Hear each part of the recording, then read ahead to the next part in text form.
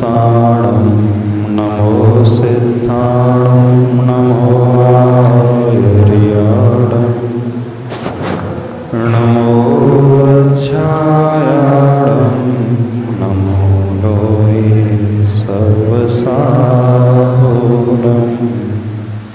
पंच परमेष्टि भगवान के देवादिदेव खजाराट श्री मुनि सर्वनाथ भगवान के पूज्याचार्य भगवान गुरुदेव श्री विद्यासागर जी महाराज के पूज्याचार्य प्रवर श्री समय सागर जी महाराज के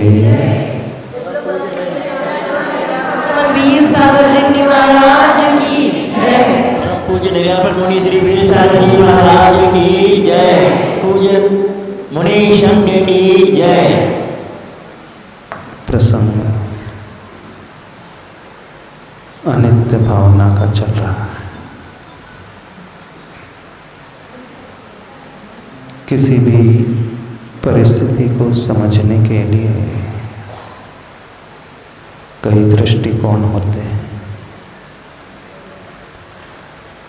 जब भी अनित्य भावना का कथन आता है, आप लोगों से कहा जाता है कि यह चिंतन करो, जो भी हमें मिला है संसार में वह क्षणभंगुर है, नश्वर है, क्षणिक है, वियोग उसका होने वाला है, वह छूटने वाला नहीं। तो अंदर से यह भाव पैदा होने लगता है विकल्प का, जिसे हम अभी तक अपना मानते हुए आए हैं, और वह जुदा हो जाएगा, छूट जाएगा तो हमें टेंशन होने लगेगा। अब इसी परिस्थिति को थोड़े से दूसरे दृष्टिकोण से समझने की कोशिश करें।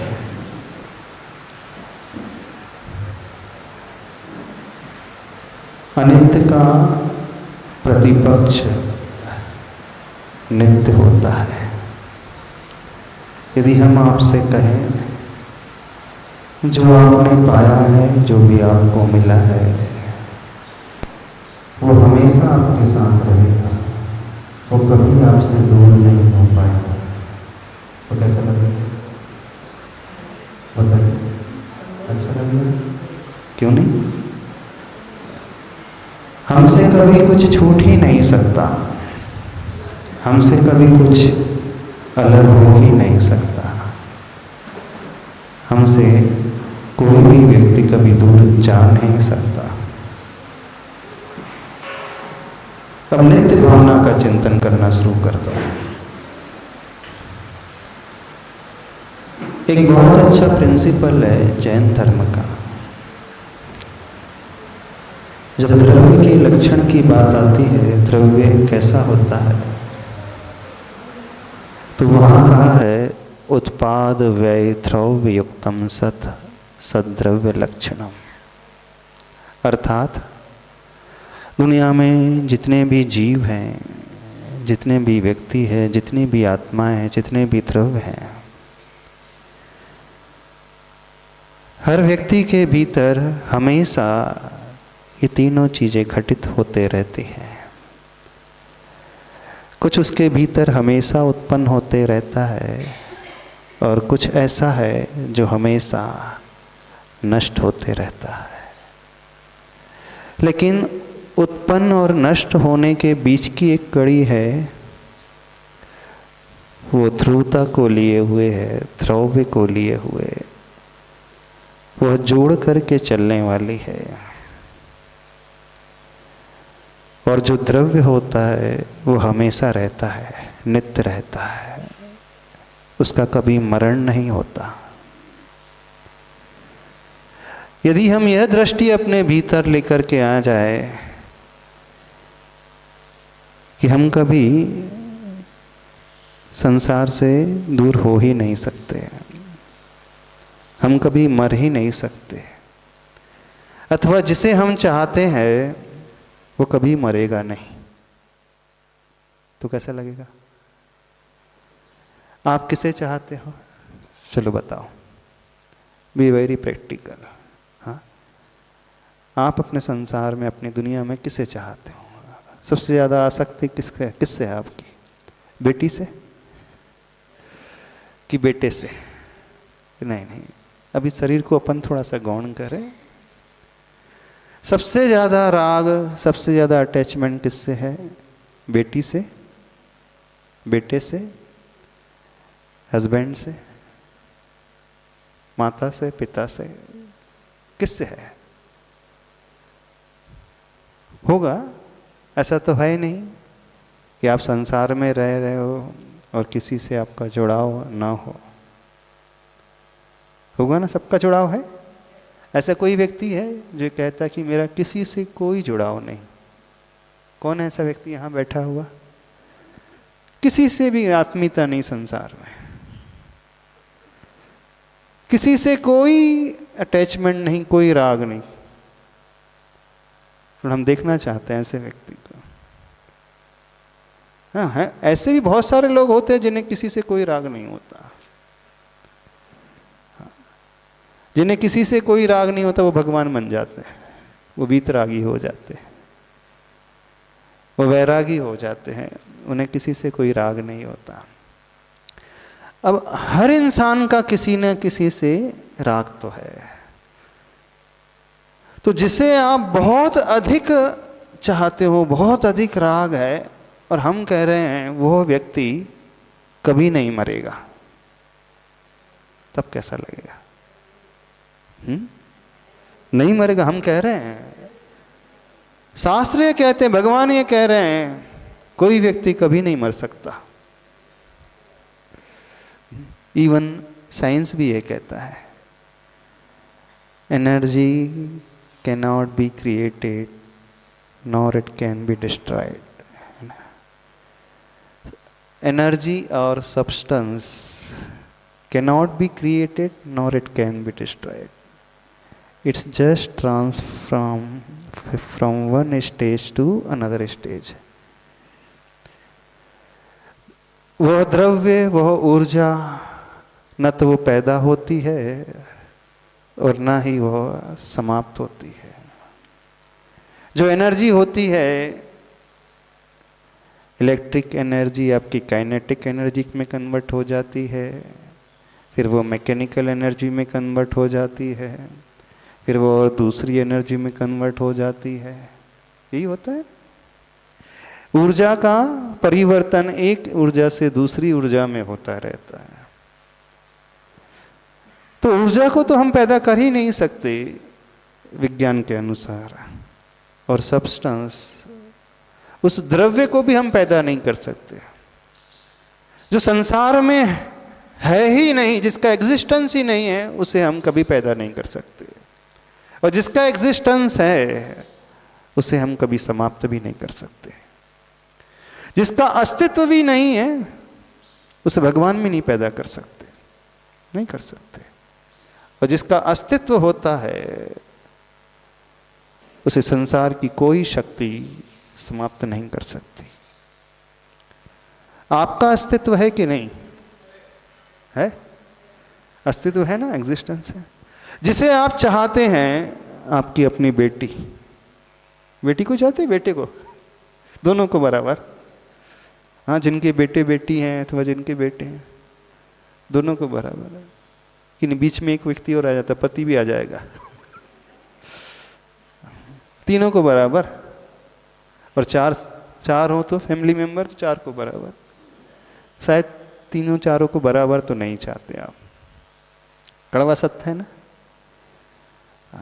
बराबर नहीं चाहते तीनों को। एक प्रायोरिटी लिस्ट में सबसे टॉप पर रहेगा। और एक कठिन प्रश्न पूछ ले, बेटी को ज्यादा चाहते हो कि पति को ज्यादा चाहते हो? किससे चाहते हो? अपनी संतान को ज्यादा चाहते हो कि अपने पार्टनर को ज्यादा चाहते हो? कि समय से वो चाहत भी बदलते जाती है। जब तक बच्चे का जन्म नहीं होता तब तक पार्टनर को ही व्यक्ति चाहता है। जैसे ही बच्चा आता है उसके जीवन में संतान पहले नंबर पे आ जाती ना। ऐसी है, संसार बड़ा स्वार्थी है।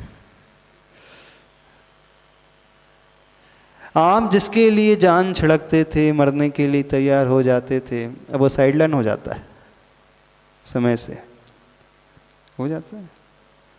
पहले जिसके बिना आप रह नहीं सकते थे, आप उसके साथ आप नहीं रह पा रहे हो अथवा साथ में भी रह रहे हो, तो दूसरा कोई और उभर करके आ गया। अब ज़्यादा अंतर नहीं पड़ता है, वो आए ना आए, थोड़ा तो अंतर पड़ता होगा पर ज़्यादा अंतर नहीं पड़ता।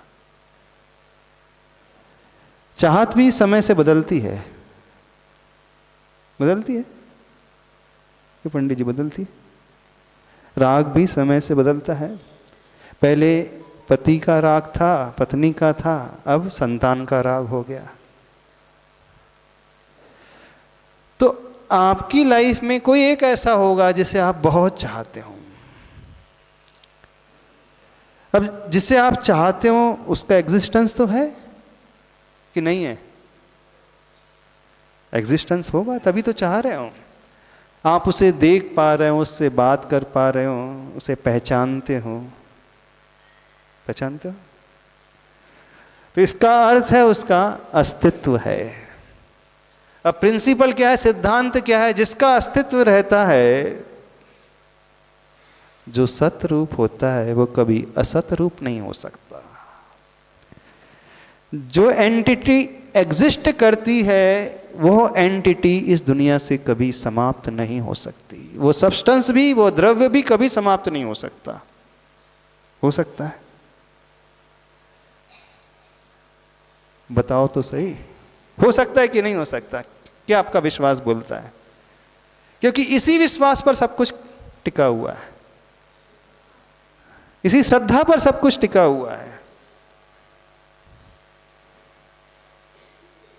हो सकता है आप कहो कि नहीं, वो जा सकता है, वो छूट सकता है, वो छूट जाता है। जो छूटता है अथवा जो छूट सकता है अथवा जो छूट जाता है, जो हमसे अलग हो जाता है, जो हमसे दूर हो जाता है, इसका अर्थ है वो तो हमारा है ही नहीं। यही है ना? और जो हमारा अपना होता है वो कभी हमसे दूर नहीं होता। क्या? जो हमारा अपना होता है वो कभी हमसे दूर नहीं हो सकता। भले ही वो पास में ना हो, क्षेत्र की अपेक्षा कहीं और हो, लेकिन मन में तो वो रहता है। आपका बेटा पढ़ने के लिए अमेरिका चला जाए, कहीं बाहर चला जाए, दूरी बहुत लंबी है, हजारों किलोमीटर, 10,000 किलोमीटर दूरी, पर आपको क्या लगता है? बताइए। वो बोस्टन में पढ़ रहा है, सैन फ्रांसिस्को में पढ़ रहा है, लंदन में पढ़ रहा है, कहीं पर भी पढ़ रहा है, पर दूर लगता है आपको? नहीं लगता, क्योंकि वो आपके मन में है।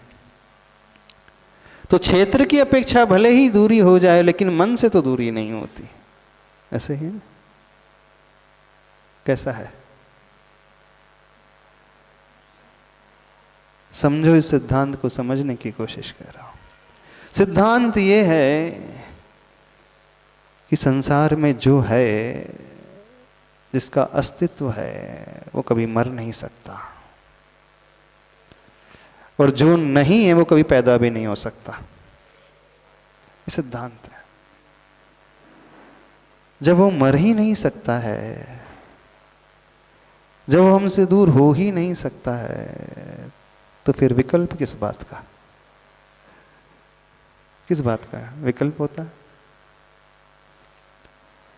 आज हमें उस नित्य भावना को समझना है जो कभी समाप्त नहीं होती। तो हर सिक्के के दो पहलू हैं। एक पहलू ये है कि हर द्रव्य में कुछ घट रहा है, कुछ बढ़ रहा है, कुछ पैदा हो रहा है, कुछ नष्ट हो रहा है, लेकिन कुछ ऐसा है जो दोनों को जोड़ करके लगा हुआ है, वो ध्रुव है। तो जो हमसे दूर होता है वो शरीर होता है, पर्याय होती है। पर्याय हमेशा परिणमनशील है, पर्याय हमेशा बदलते रहती है। बदलती है कि नहीं? जब आपका जन्म हुआ था तब आप कैसे दिखते थे? अपनी फोटो देखी कभी जिस दिन आप पैदा हुए थे, और आज अपनी फोटो देखो, कितना अंतर नजर आएगा। जब आप 2 साल के थे तब आपका फेस कैसा था, जब आप 5 साल के हो गए तब कैसा, जब 10 के हो गए, 15 के हो गए, 20 के हो गए, आज 40 के हो गए। हर फोटो बदली बदली नजर आती है कि नहीं बदलती है?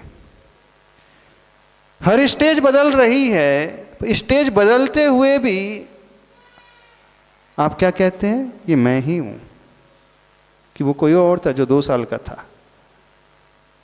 जिसका जन्म हुआ था वो कोई और नहीं था, भले ही वो कुछ और दिख रहा था, पर आप यह कहते हैं कि मैं ही हूं, ये मेरी ही फोटो है, अथवा मेरे ही बच्चे की फोटो है। 10 साल होने के पश्चात भी आप कहते हैं ये मेरी ही फोटो है, मैं ही हूं ये भी। और 30 साल की उम्र में आकर के भी आप यही कहते हैं मेरी, और आज 60 साल में भी आप यही कहते हैं मैं ही। लेकिन हर फोटो बदली नजर आ रही है। जब पूरी फोटो बदल रही है तो फिर वो आप कैसे हो सकते हो? बताइए हमें। पूरा चेहरा बदल रहा है, शरीर की बनावट बदल रही है, बालों का रंग बदल रहा है, स्किन बदल रही है, झुर्रियां आ रही है, सब कुछ बदल जाता है। फिर भी मजबूत धारणा यह है कि हम ही हैं, ये हम ही हैं इसमें, और कोई और नहीं। दोनों बात कैसे कह रहे हैं आप? एक तरफ आप कह रहे हैं कि मैं ही हूं, और दूसरी तरफ कह रहे हैं, फोटोज दिखा रही हैं कि अलग अलग फोटोग्राफ हैं, अलग अलग फेस है, तो एक कैसे हो सकती है? दोनों विपरीत बातें हैं कि नहीं? फिर भी आप कैसे स्वीकार कर लेते हैं, कैसे मान लेते हैं कि वो मैं ही हूं? आप दोनों बातें साथ लेकर के चल रहे हैं। कुछ ऐसा है जो नहीं बदल रहा है, लेकिन कुछ ऐसा है जो प्रतिपल बदल रहा है। और जो प्रतिपल बदल रहा है, हर क्षण बदल रहा, वो शरीर है। और जो नहीं बदल रहा है वो आप हो। आपकी आइडेंटिटी क्या है? पहचान क्या है? बताइए। शरीर से आपकी पहचान है कि आत्मा से आपकी पहचान, कि मिली जुली अवस्था वाली आपकी पहचान है? कौन सी पहचान है? और हम पूछ ले, आप अपने बेटे को चाहते हो कि बेटे के शरीर को चाहते हो, कि बेटे की आत्मा को चाहते हो? किसे चाहते हो? आप जिसे भी चाह रहे हो, बेटे के शरीर को कि बेटे की आत्मा को? क्या किसे चाह रहे हो? बेटी को कि बेटे की आत्मा को? किसे चाह रहे हो? बोलिए तो। मिलीजुली पर्याय को चाहते हैं। हाँ, मिलीजुली पर्याय को चाहते हैं। यदि मिलीजुली पर्याय को चाह रहे तो पर्याय तो हमेशा बदल रही है ना। जो जन्म के समय था उस बेटे का चेहरा, उसका शरीर 1 फीट का था। समय के साथ साथ जैसे जैसे उम्र बढ़ती गई, उसका शरीर भी तो हर क्षण बदल रहा है। हर क्षण बदलते हुए शरीर को देख करके भी आप यही कहते हैं कि ये मेरा ही बेटा है, वो ही है। तो आपको दुख क्यों नहीं होता है जब उसका शरीर बढ़ जाता है, उसके शरीर का रंग बदल जाता है? कौन सी स्टेज को चाहते? जब जन्म हुआ था वो वाली स्टेज को चाहते हो? 2 साल वाली स्टेज को? 3 साल वाली, 4 साल वाला बच्चा चाहते हो? जब बच्चा 4 साल का हो जाता है तो आपको लगता है ना जल्दी जल्दी बड़ा हो जाए। लगता है कि नहीं? नहीं लगता। और बच्चे को भी लगता है मैं भी जल्दी जल्दी बड़ा हो जाऊं। कौन से बच्चे को आप चाह रहे हो? हम सिर्फ ये जानना चाहते हैं। जन्म वाले बच्चे को? बताइए, क्या सोचिए आप कौन से बच्चे को चाह रहे हो? 5 साल वाले शरीर जिसने उस रूप को धारण कर लिया, उसकी 10 साल वाले बच्चे कि अभी आपका बच्चा 10th क्लास में, 15 साल का हो गया, अब 15 साल में उसका शरीर और कुछ बड़ा हो गया है, बदल गया है। भले ही शरीर बदलता गया है, हर पल बदलता गया है, लेकिन आपने उसके शरीर को नहीं चाहा। उस शरीर के भीतर बैठे हुए उस बच्चे को चाहा, उसकी आत्मा को चाहा, नहीं चाहा। तो आत्मा तो मरती नहीं कभी। द्रव्य है ना, आत्म द्रव्य है, जीव द्रव्य है, वो तो कभी मरता नहीं। मरता है। जब वो मर ही नहीं रहा तो फिर किस बात का टेंशन, किस बात का विकल्प? हाँ, क्या बोल रहे हो? जब वो मर ही नहीं रहा। हम महाराज जी द्रव्य दृष्टि से देख ही नहीं पा रहे हैं, हम पर्याय को ही देख रहे हैं, इसलिए हमें दुख हो रहा है। तो गलती किसकी है? हमारी ही गलती है, हमें सुधारना चाहिए अभी। तो वो देखना सीखो ना, जो कभी समाप्त नहीं होगा, जो कभी छूटेगा नहीं।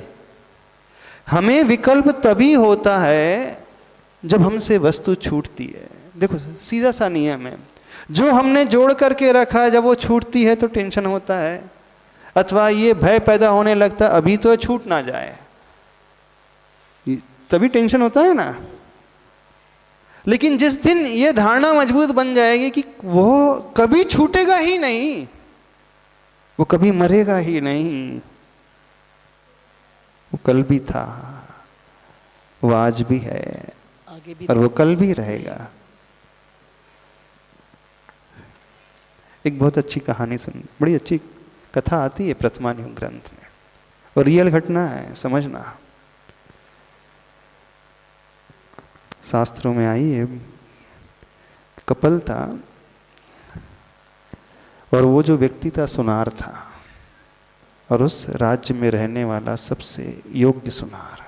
उसके हाथ में जो कला थी किसी के हाथ में नहीं। वो जैसा सुंदर सोने का हार बनाता था उस जैसा हार कोई नहीं बना पाता था, और बड़ी मेहनत से उसने रानी के लिए एक बहुत सुंदर स्वर्ण का हार, उसमें सुंदर सुंदर रत्न जड़ दिए। उस हार को देख करके रानी बहुत प्रसन्न हुई। अब जैसा उसने हार बनाया था उस जैसा हार दुनिया का कोई भी सुनार नहीं बना सकता था। जो कारीगरी उसने की थी, इतनी फाइन कारीगरी की थी, कोई भी नहीं कर सकता था।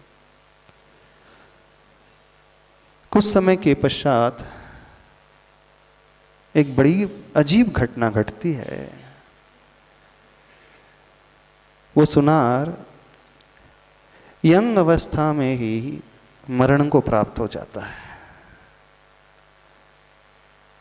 अब देखना कहानी में ट्विस्ट क्या है। लेकिन जिस रात मरण हुआ उसी रात उसने अपनी पत्नी से संबंध बनाया, और ऑल ऑफ सडन अर्धरात्रि को उसका मरण हो गया। अब वो शरीर छूट गया। अब जब मरण हो गया, 9 महीने के बाद पत्नी एक बच्चे को जन्म देती है। ध्यान से सुनना, बड़ी कथा रोचक है। और जब बच्चे का जन्म होता है, वो 3-4 साल का होता है, तो उस बच्चे को जाति स्मरण हो जाता है। एक ज्ञान होता है जाति स्मरण ज्ञान। जाति स्मरण ज्ञान ये कहलाता है कि उस बालक को अपने पूर्व भव का पूरा याद आ जाता है। आप लोगों ने भी ऐसी घटना सुनी होंगी, न्यूज़पेपर में बहुत सारी घटना आती हैं। एक बच्चे का जन्म हुआ, गांव में जन्म हुआ, और वो अपने पूर्व भव की घटना बता रहा है कि मैं अमेरिका में था, और वो पूरी वैसी ही अमेरिकन इंग्लिश में बात करता, पूरी साइंटिफिक लैंग्वेज में बात कर रहा था, क्योंकि पूर्व भव में वो साइंटिस्ट था। जिस गांव में वो पैदा हुआ तो वो बता रहा था कि मैं पूर्व भव में उस सिटी में रहता था, ऐसा बड़ा साइंटिस्ट था। जब पूरा रिसर्च किया गया तो सही पाया गया, जो जो उसने बताया बिल्कुल एज इट इज। यानी आज भी ऐसे उदाहरण मिलते हैं जिन बच्चों को अपने पूर्व जन्म का याद आ जाता है। तो पूर्व जन्म का याद आ जाना, उसका नाम है जाति स्मरण ज्ञान। जैन शास्त्रों में वर्णन आता है। अब जब वो 3 वर्ष का बालक हुआ, लगभग 3-4 वर्ष का, तो उसे जाति स्मरण हो गया। अर्थात उसे पूर्व भव का पूरा दिखने लगा। अब पूर्व भाव में जानते हो वो कहाँ था? जिस घर में पैदा हुआ पूर्व भाव में वो उसी घर में था, और जिससे वो पैदा हुआ पूर्व भाव में वो उसी का पति था। क्या कह रहे हैं? यानी वह पति अपनी पत्नी से संबंध बनाता है और अपने ही वीर से अपनी ही पत्नी के गर्भ में आकर के जन्म ले लेता है। संबंध बनाते ही उसमें जीव आ जाता है ऐसा नहीं। साइंस भी मानता है कुछ पीरियड में उसमें आत्मा आकर के जन्म ले लेती है। और जैन शास्त्र कहते हैं संबंध बनाने के पश्चात अंतर्मुहूर्त से लेकर 15 दिन तक का टाइम पीरियड होता है। उस टाइम पीरियड में आकर के जब रज और वीर मिलता है, उस मिश्रण में कभी भी कोई आत्मा जन्म ले सकती है। और संयोग ऐसा हुआ, उसी रात्रि को उसका मरण हुआ और वह अपनी ही पत्नी के गर्भ में आकर के पैदा हो गया। अब उसका जन्म हो गया, कुछ वर्षों में उसे पूरा याद आ गया, जाति स्मरण आ गया। अब वो सोचता है कि मैं जिसे अभी तक मां मान रहा हूं, ये तो मेरी पत्नी थी। क्या विचार आता? धीरे धीरे वो बढ़ने लगा, उम्र बढ़ने लगी। वो बात ही नहीं करता था, किसी से बात नहीं करता था। थोड़ा और बड़ा हुआ, 10 साल का, 11 साल का, 12 साल का। वो बच्चा किसी से नहीं बोलता था घर में।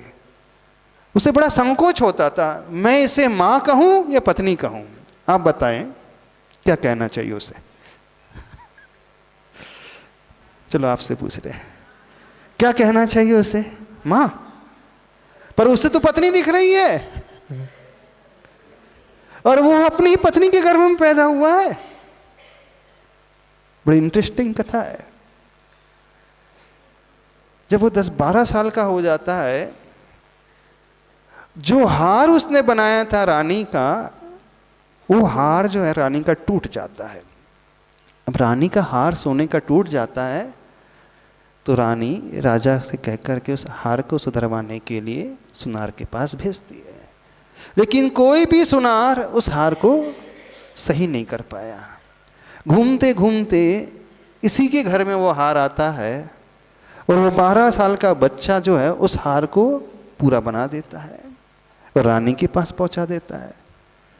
तो रानी और राजा पूछते हैं, पूरे राज्य में इतने सारे सुनार इस हार को नहीं सुधार पाए और तुम 12 साल के लड़के हो, तुमने कैसे सुधार दिया? जब वो राजा रानी उससे पूछते हैं तब वह पहली बार बोलता है, राजा से कहता है, राजन जानते हो ये हार किसने बनाया? बोले ये हार बनाने वाला भी मैं ही था। पूर्व में मैंने ही इस हार को बनाया था और आपके लिए भेंट किया था, लेकिन मेरा मरण हुआ और मरण होकर के मैं अपनी ही पत्नी के गर्भ में आ गया। अब वो मेरी माँ बन गई है। अब मुझे ये समझ में नहीं आ रहा है मैं उसे माँ कहूँ पत्नी कहूँ। अब जब मेरी बात दुनिया के सामने आ ही गई है, राजा रानी आपने जान लिया है, मेरी पत्नी ने भी जान लिया है, अब मैं इस घर में नहीं रह पाऊँगा, अब मैं इस संसार में नहीं रह पाऊँगा। और उसी दिन उसे वैराग्य आता है और दीक्षा ले लेता है। सही घटना घटी है। अब जिस पत्नी के साथ रहता था, उस पति का वियोग हो गया, तो वियोग होने पर पत्नी बहुत दुखी रहती थी। बोली इसलिए दुखी रहती थी, यंग उम्र में ही मेरा पति चला गया। लेकिन धीरे धीरे उसने संभाला और 9 महीने बाद जब बच्चा पैदा हुआ तो बड़ी खुश रहने लगी। चलो एक सहारा मिल गया, बच्चा आ गया। अब आप बताइए, वो जो रो रही थी, सही में रो रही थी? किसके लिए रो रही थी? अब वो उस बच्चे को पति के रूप में नहीं जानती थी, उस बच्चे को तो बेटे के रूप में जान रही है। लेकिन था तो वही जीव। आप किसके लिए रो रहे हो, किसके लिए विकल्प करते हो?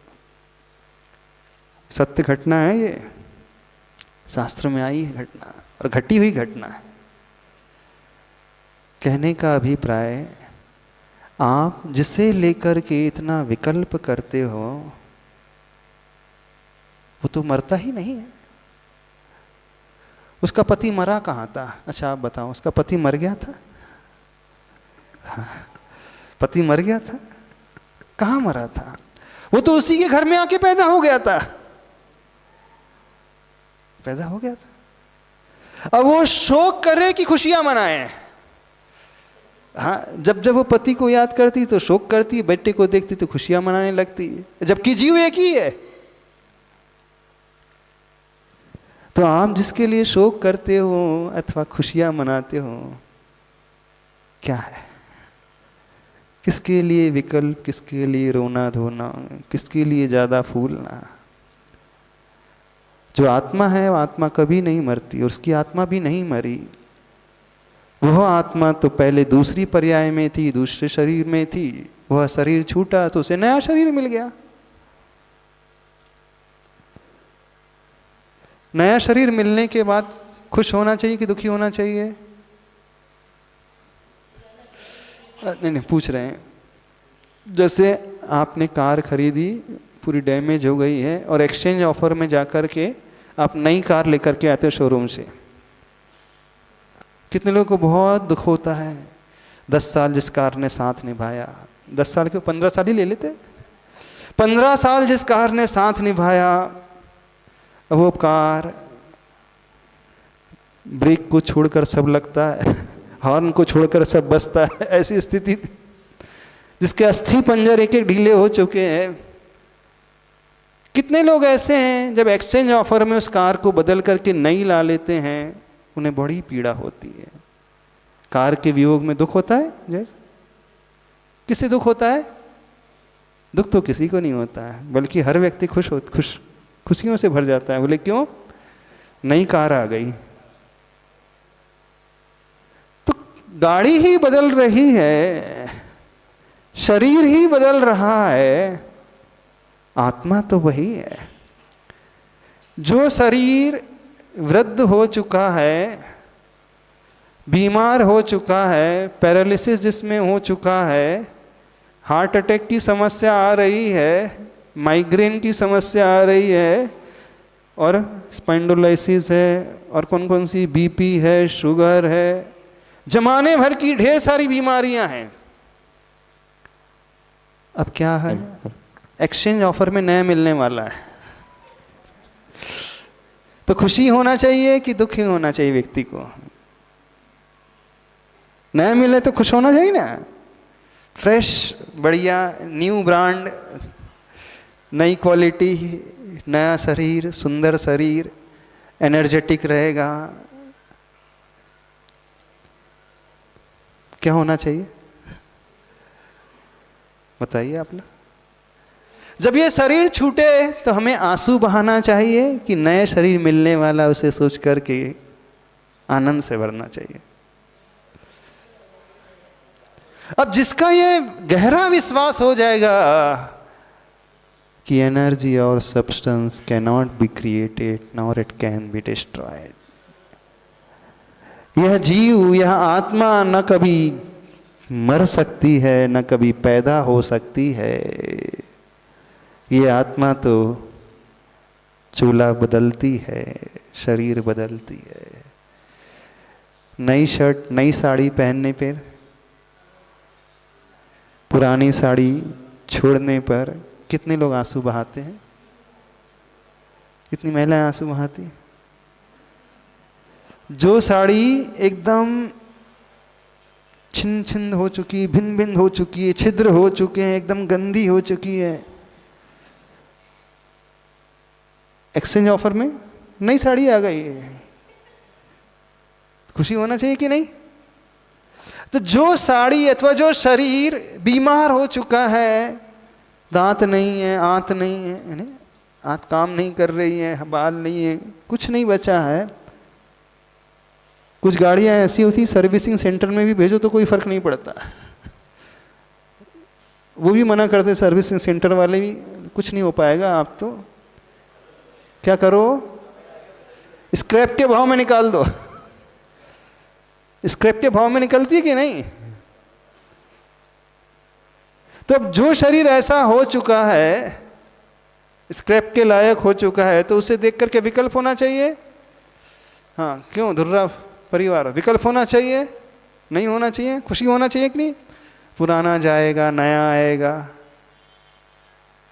तो जिसका गहरा विश्वास है कि आत्मा कभी मरती नहीं, आत्मा तो हमेशा नित्य है, वो जो इस द्रव्य दृष्टि को लेकर के आ जाता है, द्रव्य दृष्टि ये कहलाती कि हम द्रव्य को देखना सीखें। द्रव्य कभी समाप्त नहीं होता, द्रव्य का कभी वियोग नहीं होता, वो हमेशा नित्य है। और पर्याय जो होती है वो हमेशा अनित्य है, और पर्याय और गुण वाला ही द्रव्य होता है। गुण पर्यायवत् द्रव्यम, यानी उस द्रव्य में कुछ ऐसा है जो गुण है, उसके कभी नष्ट नहीं होते, लेकिन उसका शरीर हमेशा बदलते रहता है। हर बदलते हुए शरीर में आपने कभी शरीर को नहीं देखा, उस एक दिन के बच्चे को, 2 साल के बच्चे को, 5 साल के बच्चे को, 10 साल के बच्चे को, 20 साल के बच्चे को, हर अवस्था में उसका शरीर भिन्न भिन्न था। फिर भी आप उसके शरीर को नहीं देख रहे थे, उस शरीर के भीतर रहने वाली उस आत्मा को, शरीर ही को देख रहे थे, उस चीज़ देख रहे थे। तभी तो आपको विकल्प नहीं हो रहा था, क्योंकि आपकी धारणा थी शरीर तो बदलता रहता है, लेकिन जीव वही है। हाँ, एक आयु में 0 से लेकर 70 ईयर्स तक जो शरीर बदल रहा है, और एक स्टेज वो आती है कि शरीर ही एक्सचेंज हो रहा है। तो यदि हम अपने विकल्पों को शांत करना चाहते हैं तो हमें क्या सोचना चाहिए, कौन सी दृष्टि रखना चाहिए, बताइए। बस एक उपाय है, हमेशा नित्य भावना का चिंतन करो। नित्य भावना का अर्थ है जो हमने पाया है वो हमसे कभी दूर नहीं हो सकता। और विशेष बात समझना, जिनके लिए आप आंसू बहाते हो, रोते गाते हो, वो मर करके दूसरी गति में जाकर ऐशो आराम कर रहा है। हाँ, वो स्वर्ग में जाके पैदा हो जाता है तो हजारों देवियों के साथ घूम रहा है, और आप आंसू बहा रहे, हे भगवान क्या होगा, कैसा होगा। जिसके लिए आप आंसू बहा रहे हो उसको चिंता ही नहीं, वो कभी लौट करके नहीं आता पूछने के लिए कैसे हो आप, यानी उसे आपकी याद नहीं आ रही। जब उसने आपको भुलाया तो फिर आप क्यों टेंशन ले रहे हो, आप भी भुलाओ। जब वो नई दुनिया में जाकर के नए लोगों के साथ रमने लगा, छोड़ो आप उसे। और जब आपका अपना हो तब आपको छोड़ करके नहीं जा सकता। तो हमारा अपना क्या है, हमारी आत्मा। हमारा अपना क्या, आत्मा में रहने वाली क्वालिटीज, हमारे गुण, वो ज्ञान, वो दर्शन, वो चेतना, वो कभी नष्ट नहीं हो सकती, कभी नहीं छूट सकती। तो जो अपना होता है वो कभी दगाबाज नहीं होता, कभी धोखा नहीं देता है, और जो धोखा दे देता है, छोड़ देता है, वो दगाबाज होता है, वो अपना नहीं होता है। तो बेवकूफ़ी की भी हद है, आप सभी लोग उसका विकल्प करते हो जो हमेशा दगाबाज है। नहीं है? कुछ समझ में आ रहा है? तो अब क्या करना है, किसी का वियोग होगा तो प्रसन्न होना है, नया शरीर मिलने वाला, नई गाड़ी आने वाली, बढ़िया नहीं होना चाहिए। देखो वस्तु स्थिति यही है, उसी स्थिति को देख करके आप रो भी सकते हो, आंसू भी बहा सकते हो, विकल्प भी कर सकते हो, और उसी स्थिति को देख करके आप खुश भी हो सकते हो। आप कुछ भी करो, जो है सो है, वो रहेगा, वो नहीं बदल सकता, वो नहीं बदलने वाला। हमें अपनी दृष्टि ही बदलना होगा। एकमात्र उपाय संसार में रहने का, निर्विकल्प सुखी रहने का, आनंद में रहने का यही है कि हम अनित्य भावना के साथ साथ नित्य भावना को पैरेलल लेकर के चलें। जो ऐसा चिंतन करने लगता है वो दुनिया में हर संयोग में और हर वियोग में आनंद से रहता है, हर व्यक्ति के साथ आनंद से रहता है, फिर वो बेटा हो, बेटी हो, पति हो, पत्नी हो। आप जिसके लिए रो रहे हैं वो पता चला आपके घर में आकर के पैदा हो गया और उसमें पैदा हो गया था। अब इससे बड़ी विडंबना क्या होगी? पत्नी ही मां बन गई। इससे बड़ा कुछ हो सकता है? नहीं हो सकता। तो जिसका विश्वास ये होता है कि द्रव्य कभी नहीं मरता है, द्रव्य कभी नष्ट नहीं होता है, तो आत्मा रूपी द्रव्य कभी नष्ट नहीं होता, कभी समाप्त नहीं होती, आत्मा कभी नहीं मरती, उसे ज़्यादा विकल्प नहीं होता है। अब आप कहोगे महाराज जी हम जिनके साथ रहते हैं थोड़ा तो लगाव हो जाता है, उसकी पर्याय छूटती है, शरीर छूटता है, उसे कुछ होता है, उसे बीमारी हो जाती है तो हमें टेंशन होने लगता है, हमें एंग्जाइटी होने लगती है, हम ऐसा सोचते हैं अब तो कुछ बचा ही नहीं है। ये उसके कारण नहीं हो रहा, हमारी गलत धारणा के कारण हो रहा है। इस बात को समझने की कोशिश कर रहे हैं। सारा खेल बस इसी का है और कुछ नहीं। बहुत पोथी पुराण पढ़ लेने से, बहुत शास्त्र का स्वाध्याय कर लेने से, बहुत सारे प्रवचन सुन लेने से, बहुत सारे व्रत उपवास कर लेने से ज़्यादा कुछ नहीं होने वाला, जब तक आपकी ये दृष्टि नहीं आएगी। नहीं तो आप उन बातों को लेकर के दुखी होगे जिसका सिर पैर ही नहीं है। वो पत्नी भी दुखी हो रही थी, मेरा पति चला गया, फिर वो खुश हो गई, बेटा आ गया। अब वो सोच रहा है मैं पति हूं कि बेटा, मुझे नहीं समझ में आ रहा है। सबके साथ ऐसे ही होता है। तो हमारी आत्मा कभी नहीं मरती, हमेशा शरीर बदलता है। पहले किसी और पर्याय में थी, ये छूटेगा, नया शरीर मिल जाएगा। जब प्रथमान योग ग्रंथों का स्वाध्याय करते हैं उसमें जो पूर्व भवों का वर्णन आता है, क्या है वो सब? आखिर उसी जीव की एक लंबी यात्रा ही तो है। यदि हमारा ये पक्का विश्वास है कि हमारा एग्जिस्टेंस था, है और रहेगा, हमारा अस्तित्व, हमारी आत्मा का अस्तित्व पहले भी था, आज भी है और कल भी रहेगा। जैसे हमारी आत्मा थी, है और रहेगी, वैसे उसकी भी आत्मा थी, है और रहेगी। वो भी नहीं जा सकती, हम भी नहीं जा सकते, फिर किस बात का टेंशन? कुछ समझ में आ रहा है? नहीं, बात तो समझ में आ रही है, लेकिन क्या? हाँ, लेकिन क्या? हाँ, थोड़ा सा बताना। लेकिन क्या हो जाता है? जब बीतता है हम पर तो उस समय ये सब याद नहीं आता। नहीं आता याद। अब किसकी कमी है? यही तो हमें पहचानना है, यही सबसे बड़ी पहचान है। तो इस आइडेंटिटी को समझो, अपनी आइडेंटिटी को भी देखो और पर की भी आइडेंटिटी को भी देखो। आप व्यवहार में भी उसके शरीर को नहीं चाहते। यदि शरीर को चाहते तो बाल्य अवस्था से युवा अवस्था तक, प्रौढ़ अवस्था तक, वृद्ध अवस्था तक हर समय शरीर बदला है, पर आपको कोई विकल्प नहीं हुआ क्योंकि आप उसके शरीर को नहीं देख रहे थे, उस शरीर के भीतर रहने वाले उस जीव को देख रहे थे। यही है ना। हमेशा शरीर बदलता है, लेकिन उसमें आप वही व्यक्ति यही कहता है, शुरू में भी वही कहता है मेरा नाम ये है, 10 साल में भी वही कहता था, 20 में भी, 50 में भी, 70 में भी, जबकि सब बदल रहा था। बदलते हुए शरीर में उसने अपना नाम वही रखा था। बदलते हुए शरीर में हम आत्मा को देखना सीखें, बस यह दृष्टि अपने जीवन में लाना सीखें। तो अनित्य भावना के साथ साथ नित्य भावना को पैरेलल लेकर के चलना है। सिक्के के दोनों पहलुओं को साथ साथ लेकर के चलना है। पर्याय हमेशा बदलती है, पर्याय दृष्टि में वो बदलते ही रहेगी, लेकिन द्रव्य दृष्टि में द्रव्य हमेशा स्थिर रहता है, वो कभी नहीं बदलता।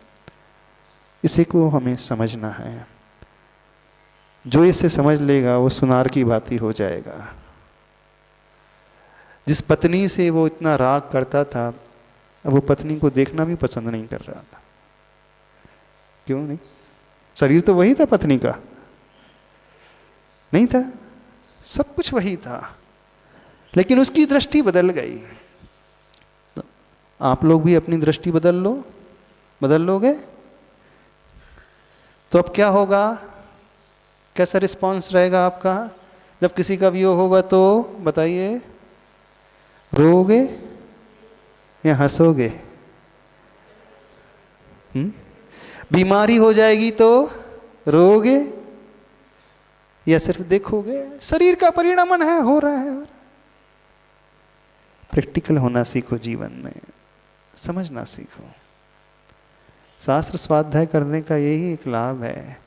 जब हम पूर्व भवों का वर्णन सुनते हैं, पढ़ते हैं, तो हम तब तो हमारा विश्वास हो जाना चाहिए ना कि आत्मा नहीं मरती है। थोड़ा सा अपने बारे में सोचो, जितनी आपकी उम्र है उसके पहले आप थे कि नहीं थे? हाँ, सपोज आप 40 इयर्स के हैं, 40 के, 50 के हैं, तो 50 के पहले थे कि नहीं? आप थे ना? मजबूती से कह सकते थे कि डाउटफुल है? क्या पता थे कि नहीं, ऐसा तो नहीं थे ना? जब 50 साल के पहले भी हम थे, शरीर के पहले भी हम थे, तो इस शरीर के बाद भी हम रहेंगे। अच्छा, आप तो थे, आपकी पत्नी, आपका पति था कि नहीं इस शरीर के पहले? पहले था ना? तो इस शरीर के बाद भी रहेगा।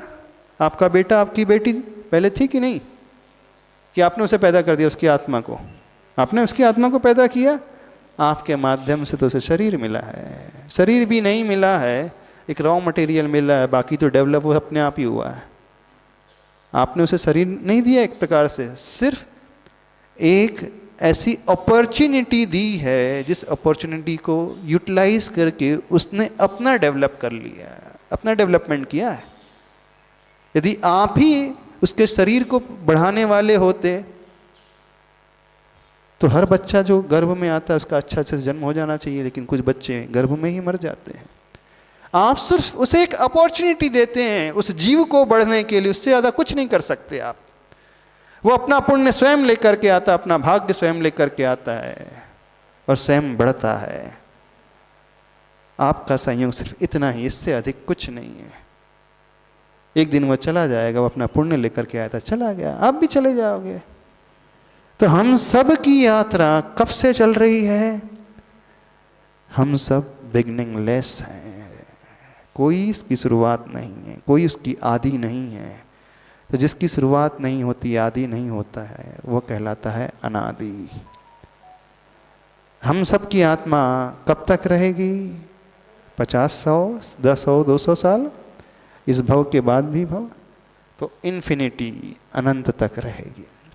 जब इस साइड भी देखते हैं तो वो बिगनिंगलेस है, और इस साइड देखते हैं तो वो एंडलेस है। फिर क्या टेंशन? हमारे साथ ही ऐसा नहीं है, हर जीव के साथ ऐसा है, सबके साथ ऐसा। तो बस इस दृष्टि को लाना सीखो और जिंदगी में आनंद से रहना सीखो। Don't worry, be happy. ठीक है? बोले संत श्रोमणी आचार्य गुरुदेव श्री विद्यासागर जी महाराज की